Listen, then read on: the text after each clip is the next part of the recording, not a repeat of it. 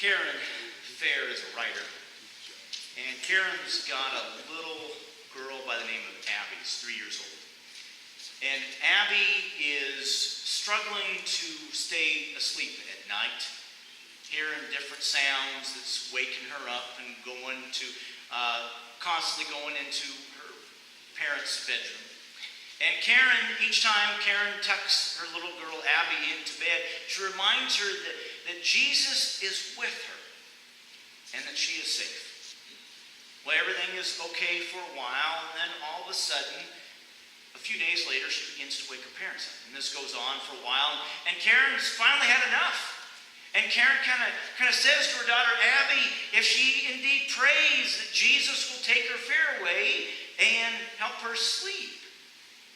And little Abby looks up at her mom. She says, oh yes, I pray. And he told me to come and get you. Any of us that have children have stories like that one. It's a story of fear. Story of the unknown. Story of the bump in the middle of the night that we cannot explain. When I was on staff at Lincoln First United Methodist Church, I was in charge of a wedding. Now, I wasn't the pastor of the wedding. My job was to clean up. And Lauren will tell you this because he served in Lincoln for many years. Anyone that's a graduate of Nebraska Wesleyan will tell you that ghost stories about the campus and of that church, which is right across the street, are endless. And are they true? Or are they just for the willing listener? I can't tell you that. But all I can tell you is what happened to me that night. As I said, this church is over 100 years old. It's a large church. It's been added on several times. And it was late at night. I was cleaning up for this wedding. And I was alone. And I was putting things back in order. And we had this coat rack. And I remember I was pushing this coat rack down a hallway that was just lined with tile. And the lights were about every 10 feet or so. So kind of think about what we have on the second floor in the basement here. And so I'm late at night. I'm tired. This is an old church that has a ghost in it or something, you always kind of wonder about. And as I'm pushing this coat rack along, the shadows from the light and the coat rack make it look like that someone's behind you. Now, I knew it was a shadow. But I knew also all of these other stories, and I was alone and things like that. I can tell you, after that experience, I cleaned up twice as fast and got myself out of that church. Fear. Fear has a tendency to grip us, to do things we didn't think possible, to believe things that are not there. Fear also has a tendency to damage relationships and keep us from reaching our full potential. Now, fear in itself is not a bad thing. Fear is a natural emotion, and everyone all the way down to the pet hamster knows something about fear. On the positive side, fear keeps us from danger. Car accident happens. We are able to drive away because of that. The adrenaline kind of kicks in. Or fear can kind of keep us stationed in a basement if there's a tornado coming. Fear kept us from driving away from a forest fire when we had to evacuate the parsonage up in Shannon. But on the flip side, we can certainly jump to conclusions very quickly because of fear. Believe that shadows in a lonely church are ghosts. Pastor John Walton tells a story about a commercial that he saw once, and this is how he described it. There's a car that has been in an accident, and it's on its side, and the woman who's driving can't move.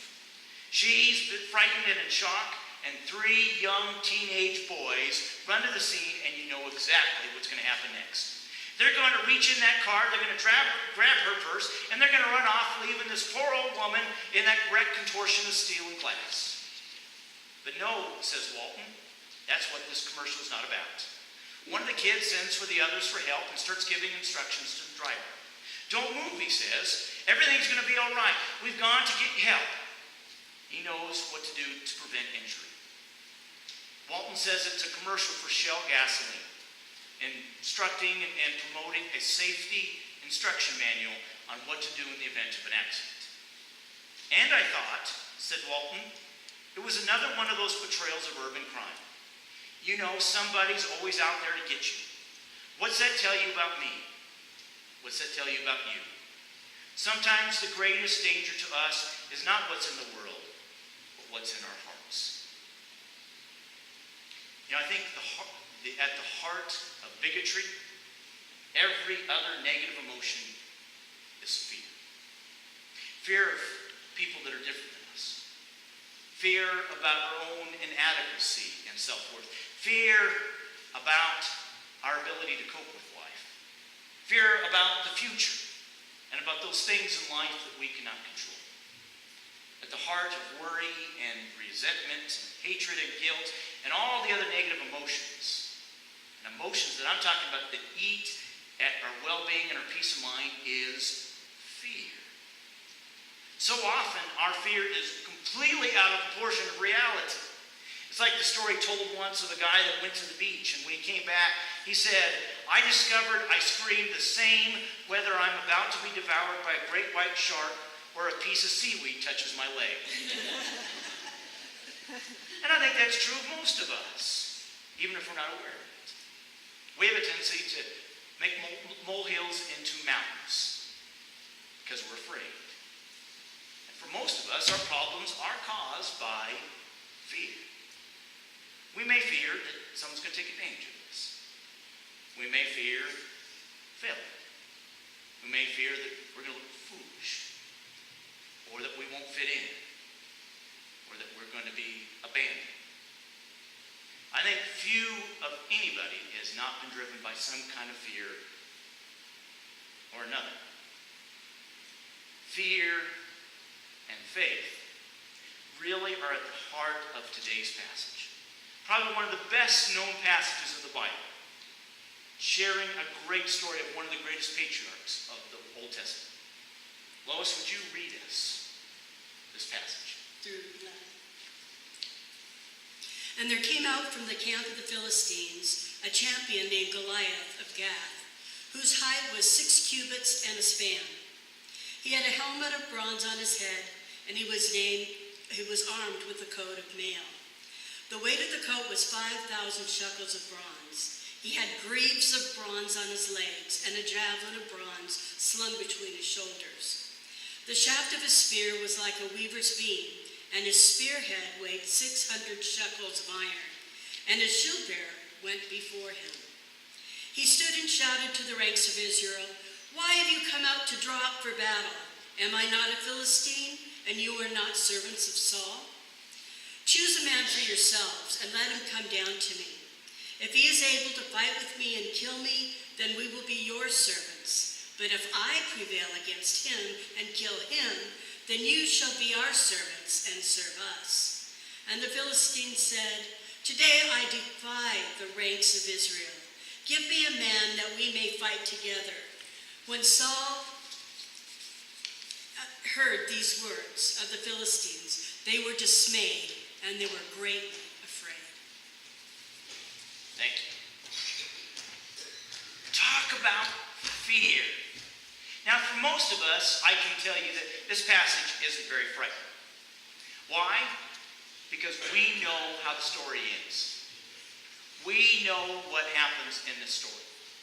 When I was traveling back from Wichita last week, I was listening to quite a few radio preachers. And there was one that kind of caught my interest. And he said that as seasoned readers, as listeners of the Bible, we know too much. We don't have the same anticipation as hearing this story for the first time.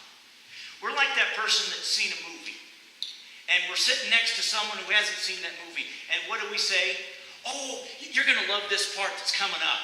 Or you're not going to believe what this person says right here. Or don't worry, you should just see how it ends. Have we ruined a movie for some people? Have we done that a time or two? Yeah. And this passage is no different. Now, we've chosen not to share the rest of the story just yet because I want you to feel the emotion of fear right now. This is what I found out about Goliath. Did some research on him. And this is actually one of my favorite pictures is Goliath is bad. He is mean. He is huge. From what we gather, he's at least 6 to 8 feet tall. His armor weighs at least 125 pounds. His armor. How many of us can lift 125 pounds? His spearhead, and I'm not talking about the spear, I'm talking about the head of the spear weighs at least 16 pounds. That's twice the size of a newborn baby.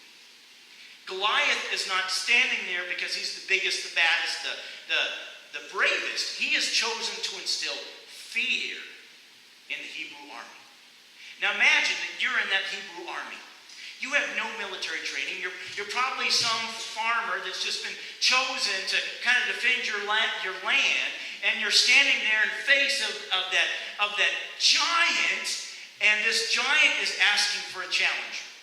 Now in that moment, do you act out of faith or do you act out of fear? It reminds me of the story I like to tell about Jack. Jack's walking along, and he's walking along the side of a cliff. And all of a sudden he gets too close, and he begins to fall, and he just grabs this one branch. And when he kind of comes to, he realizes he's about 1,000 feet below, above the ravine below, and there's just no way that he can reach the top. And he begins to yell for some kind of help, someone to bring down a rope for him. And he's there for hours, and he is hopeless that he's going to escape. And so he's just about ready to let go of the branch when he hears a voice from above, and it says, Jack, can you hear me? Yes, I can hear you. I'm down here. I can see you, Jack. Are you all right? Yes, but who are you? Where are you? I'm the Lord, Jack. I'm everywhere. The Lord? You mean God? That's me.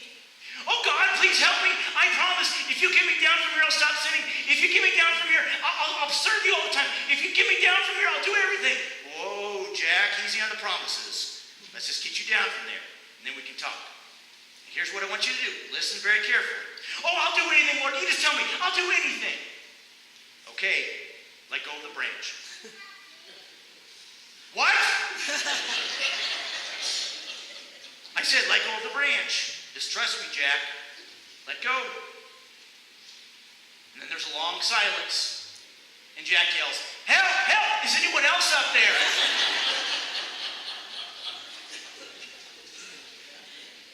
Okay, now we know fear.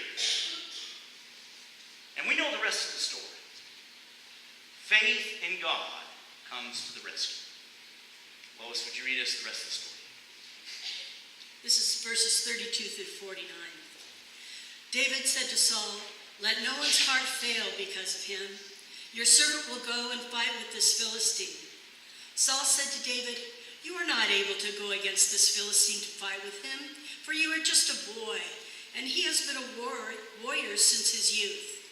But David said to Saul, your servant used to keep sheep for his father, and whenever a lion or a bear came and took a lamb from the flock, I went after it and struck it down, rescuing the lamb from its mouth. And if it turned against me, I would catch it by the jaw, strike it down, and kill it. Your servant has killed both lions and bears, and this uncircumcised Philistine shall be like one of them, since he has defied the armies of the living God. David said, the Lord who saved me from the paw of the lion and from the paw of the bear will save me from the hand of this Philistine. So Saul said to David, go, and may the Lord be with you. Saul clothed David with his armor. He put bronze helmet on his head and clothed him with a coat of mail. David strapped Saul's sword over the armor, and he tried in vain to walk, for he was not used to them. Then David said to Saul, I cannot walk with these, for I am not used to them. So David removed them. Then he took his staff in hand and chose 5 smooth stones from the wadi and put them in his shepherd's bag in the pouch. His sling was in his hand, and he drew near to the Philistine. The Philistine came on and drew near to David, with his shield bearer in front of him. When the Philistine looked and saw David, he disdained him, for he was only a youth, ruddy and handsome in appearance.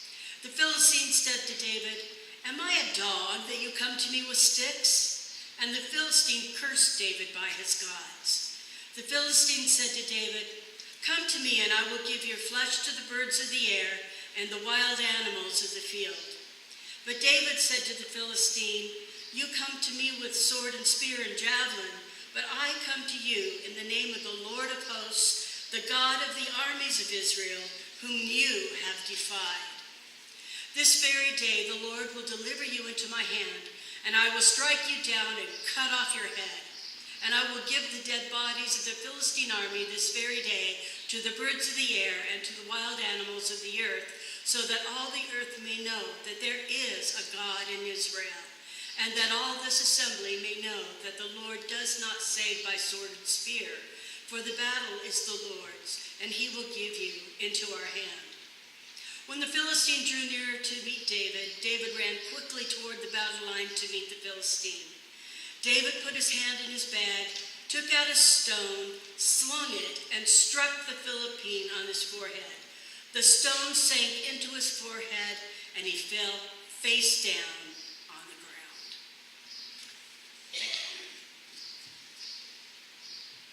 Again, we know this rest of the story. David wins the battle, slings that rock right into the temple. Israel defeats their enemy. But imagine again the fear one feels in the might of that giant.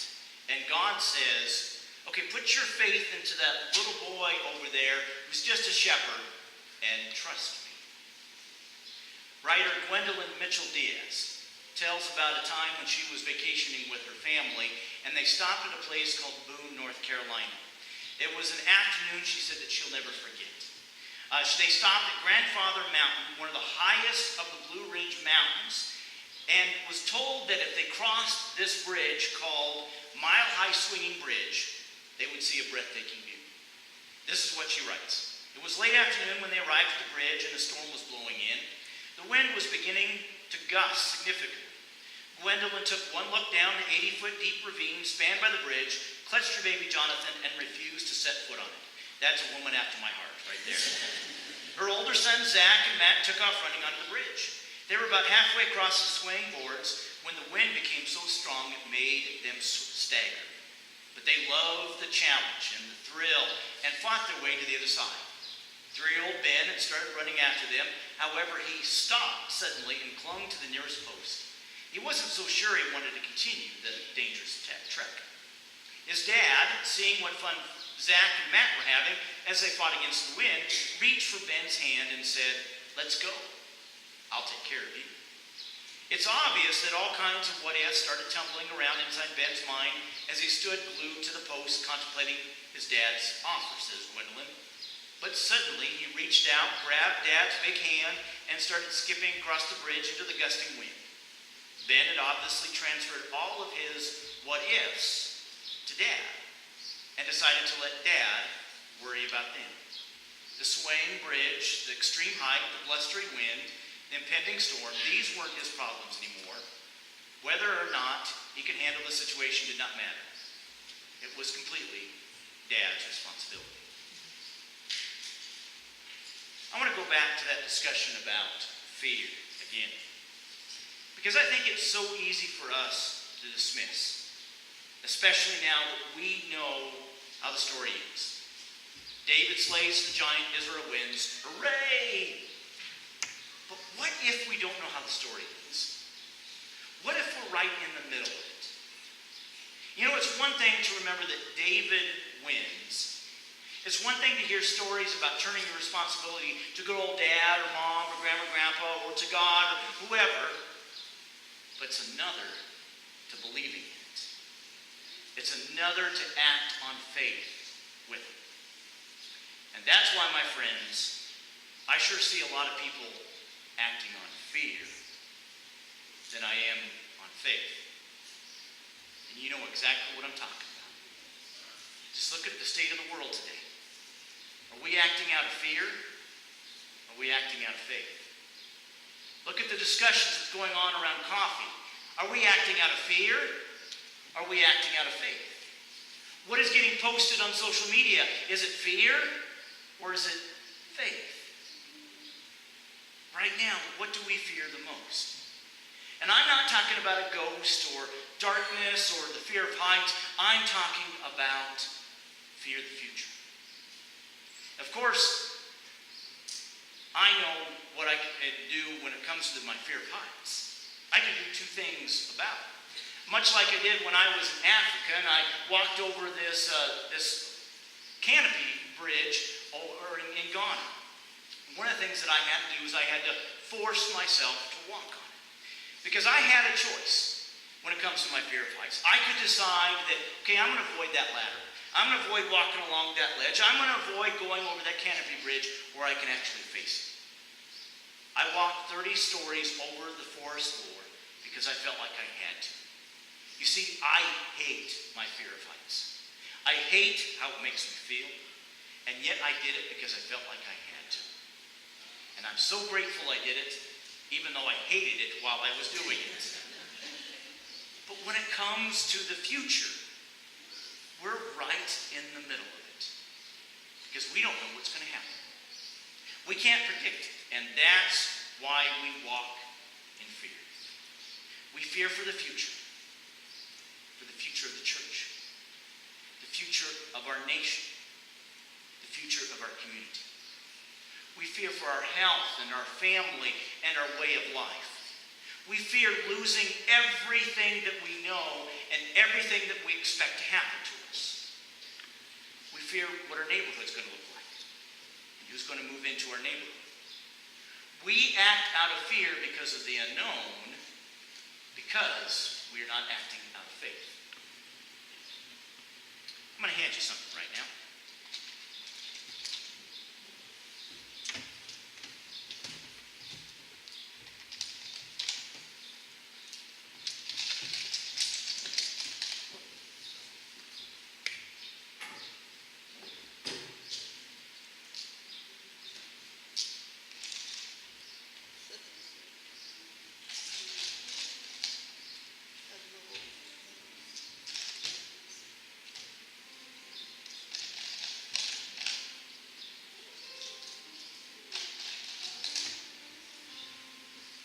And for Kent, take that home for Kent, who is sick today.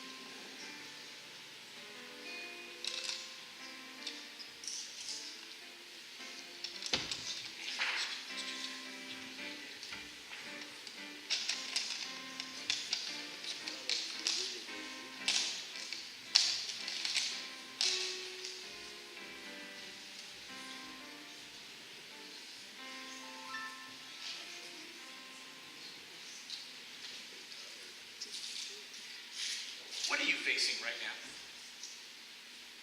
What are you in the middle of? What in your your future, are you operating out of fear and not faith? You know, this is just one rock. One lonely rock. But Lois, would you read us that last verse again? David put his hand in his bag, took out a stone and slung it, and struck the Philistine on his forehead. The stone sank into his forehead, and he fell face down on the ground. David was right in the middle. Now, the scripture doesn't tell us that David had fear, but I believe he did. I mean, he's a human being. No one's going to tell me that a human being isn't facing fear at that moment. But did fear take a hold of David? You can answer that. Go ahead. No. Did he turn and run? Did David drop his bag and say to these Israelites, you know, I'm younger than you and I'm probably faster than you. Bye! No, he reached into his bag, pulled out one stone, he slung it, and he won. The next time that you read something in the newspaper or on the news that just makes your blood boil and you are fearing about the future, remember this one stone.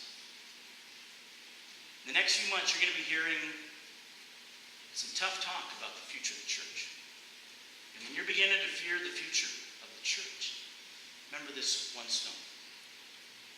When you begin to worry if you can maintain your lifestyle, or who might replace you, who is moving in next door, or where your kids are going, or who they're dating, remember this one stone. And I don't mean throwing it at your kid's boyfriend. That's not what I mean.